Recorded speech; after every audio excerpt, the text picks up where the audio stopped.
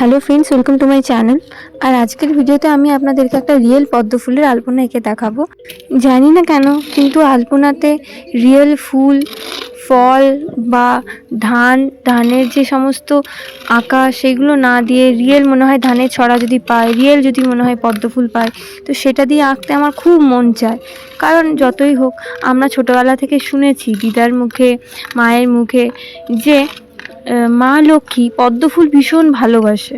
Even মায়ের পুজোতে পদ্ম ফুল, ধানের ছড়া ইত্যাদি আমরা আশেপাশেও কিন্তু রাখি। তো সেই জন্য আমার সবসময় মনে হয় যে অন্তত কোথাও যদি পসিবল না হয় তো বাড়ির মুখ্য দ্বারে আর তুলসী মঞ্চে কিংবা যেখানে মায়ের ঘরটা রাখা হয়েছে এখানে পুজোটা হবে, ঠিক সেখানে একটা রিয়েল পদ্ম ফুল রেখে আলপনা দেওয়াই যেতে পারে। আর সেটাই মাথায় রেখে আমি এই আলপনাটা এঁকেছি। আপনারা এটা ঘটের সামনে আঁকতে পারেন, আলপনাটা দেখতে খুবই সুন্দর লাগবে। আর হ্যাঁ, আরও একটা কথা, যে পদ্ম ফুল পাওয়াটা একটু টেনশনের ব্যাপার, কিন্তু আপনারা যদি পান তাহলে আপনারা এইভাবে এঁকে নিতে পারেন এই আলপনাটা।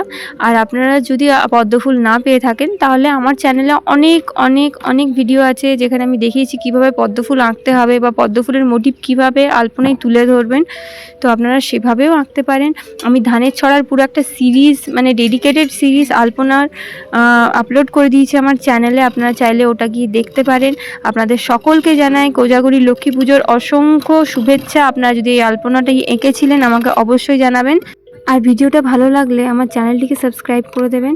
এরপরে আলপনাটা কমপ্লিট হওয়ার পরের ছবি আমি এখানে দিয়ে দিয়েছি।